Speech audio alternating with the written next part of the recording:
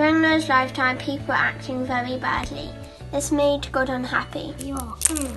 It made him sad because people seemed to be thinking more about themselves than about God.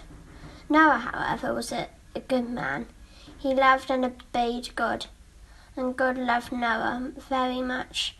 God actually loved all the people as much as he loved Noah, but at the time only Noah was listening to God. God told Noah to build an ark, a big boat. Can you build an ark? Yes. So Noah followed God's plan and built a boat that was 1.5 football fields long. That's a huge boat. Noah's neighbours laughed at him because there wasn't any water in the desert where they lived. Oops.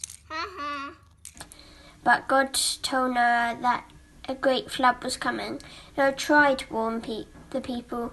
Trust me, he's going to send a flood. No. Believe in God. But they wouldn't listen, they just kept on with their selfish lives. God gave Noah his next instruction. Please can you get each of every single animal and put it on the ark, please? Yes, sure. Thank you. He also told the animals to find Noah, so it wasn't hard for Noah to gather them together.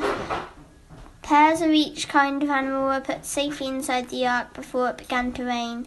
Noah's wife and his 3 sons and their wives were also safe on the boat.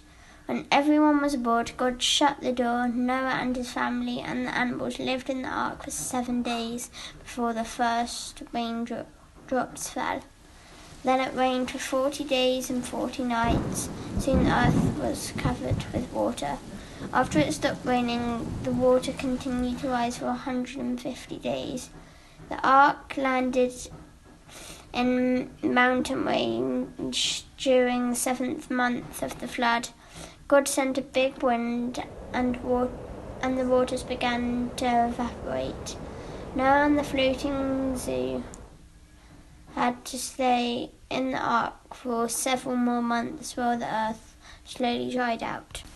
Finally, Noah sent a raven out of the ark's window to look for land.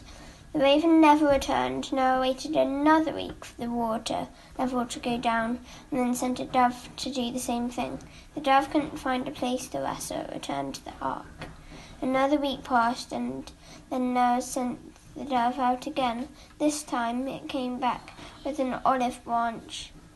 Noah now knew the water was low enough for a tree branch to show. When Noah sent off the dove a week later, it didn't return. The dove had found a place to live on dry land. Altogether, Noah and his family and the animals lived on the ark for 1 year, 1 month and 27 days. It was now time for all the creatures in Noah's family to move off the ark. Noah and his family and the animals needed to start life over again. After everyone left the ark, Noah prayed to God to thank him for keeping him safe. Thank you for keeping us safe, God. Suddenly a bright rainbow filled the sky. Whoa. This was God's promise that he would never flood the earth again.